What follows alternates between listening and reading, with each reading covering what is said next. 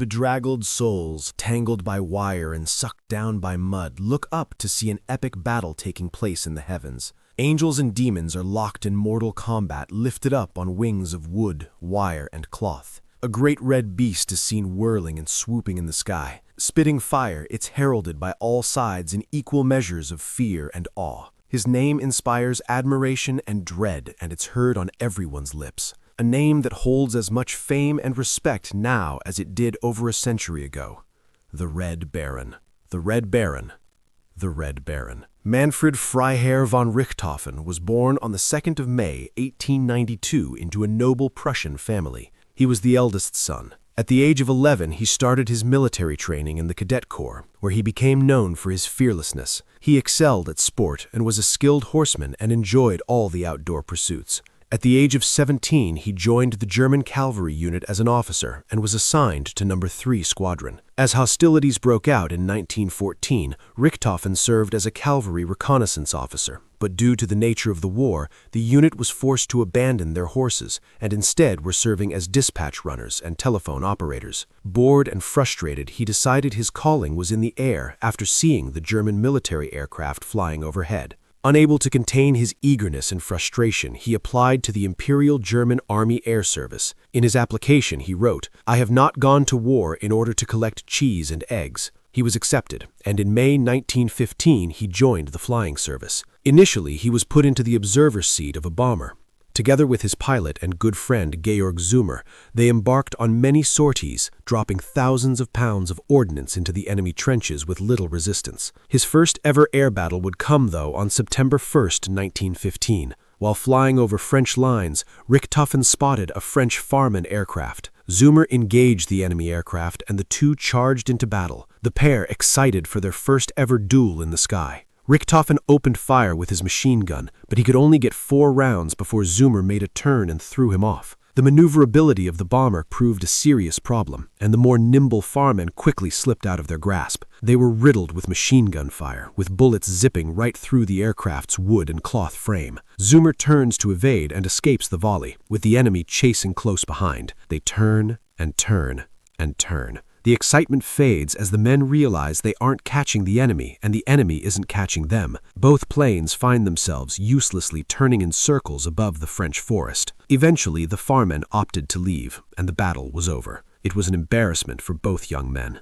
When the pair landed back on base, they immediately began bickering over who was to blame for the performance. The ordeal left Richthofen thoroughly discouraged, even thinking he would never fulfill his dream of shooting down a hostile airplane. But just over a week later, he had a chance to amend the wrong. Flying with another pilot, they again spotted a Farman over the fields of Champagne. This time, the pilot flew alongside the oblivious opponent, allowing Richthofen to open up with the machine gun. The enemy quickly lost control and spiraled into the forest below. Richthofen would later write, "I was very proud of my success." On the 1st of October, Richthofen's squadron was transferred to a new base, and while on the train, he realized the man sitting across from him was none other than Oswald Boelcke, the first pilot to ever down 4 enemies. Richthofen couldn't contain his curiosity and struck up a conversation. He asked, "Tell me, how do you manage it?" Boelcke laughed before replying, "Well, it is quite simple. I fly close to my man, aim well, and then, of course, he falls down."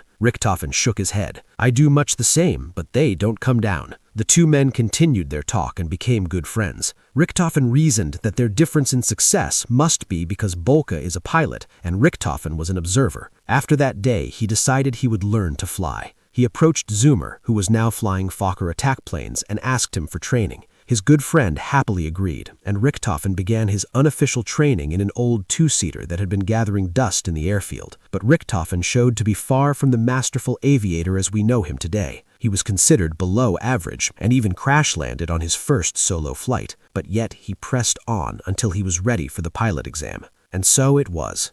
On the 1st of November, the most famous fighter pilot in history received his test results. He failed. Richthofen was quite surprised at the news, but he wouldn't allow it to get him down. He redoubled his training and finally passed on Christmas Eve 1915. His skills continued to develop, getting better and better over time with no signs of stopping. He became an accomplished pilot in the Jagdgeschwader 11, No. 2 Squadron, flying a 2-seater Albatros. His incredible progress didn't go unnoticed, and Boelcke recruited him to the newly formed Jasta II, or Jasta. Jasta II was an incubator for Germany's top flying talent. It was led by Boelcke himself, who had been recognized as a genius aerial tactician and a hero in the eyes of the German public. He was way ahead of his time, and his dictates formed the foundation of modern aviation battle tactics. He drilled them into the entire Jagdstaffel, and Richthofen's victories began to rack up. Try to secure advantages before attacking. If possible, keep the sun behind you. Always carry through an attack when you have started it. Fire only at close range, and only when your opponent is properly in your sights. Always keep your eye on your opponent, and never let yourself to be deceived by ruses. In any form of attack, it is essential to assail your enemy from behind. If your opponent dives on you, do not try to evade his onslaught, but fly to meet it. When over the enemy's lines, never forget your own line of retreat.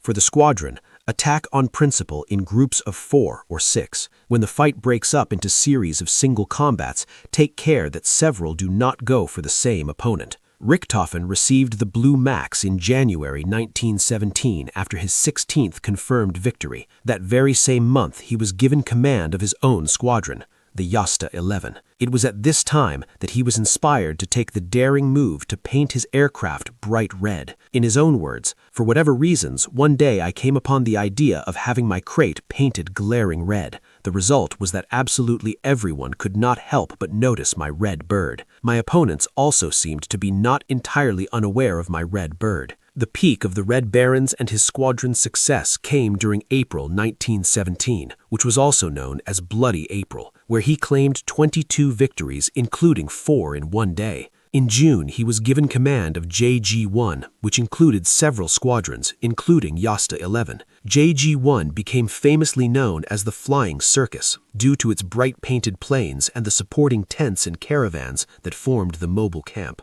On July 6, 1917, Richthofen was hit, causing partial blindness. His aircraft fell into a spin, and he just managed to regain control and land in friendly territory. He underwent several operations, but against doctor's orders, he returned to active service after just 3 weeks. The injury caused him repeated issues, including headaches and nausea. He also suffered a change in mood and temperament, which became much darker. He was forced to take convalescence due to these problems in the late summer, during which time he wrote, "I am in wretched spirits after every aerial combat. I believe that the war is not as the people at home imagine it, with a hurrah and a roar. It is very serious, very grim." Despite his health issues, he continued to rack up victories, reaching an astonishing 80 throughout his life. But then came April 21, 1918. The Red Baron got into his famous Fokker triplane and took off into the morning sky. It was the flight that would bring his life to an end. He spotted a Sopwith Camel and gave chase. This time, it seems he may not have realized he was behind enemy lines while chasing the Sopwith at a very low altitude. At the time, due to wind conditions and the moving of the front lines, he uncharacteristically continued the chase too far. Whether the shot came from a plane or from the ground is open to debate. In the last moments of his life, he managed to make a rough landing in a field north of the village of Vaux-sur-Somme.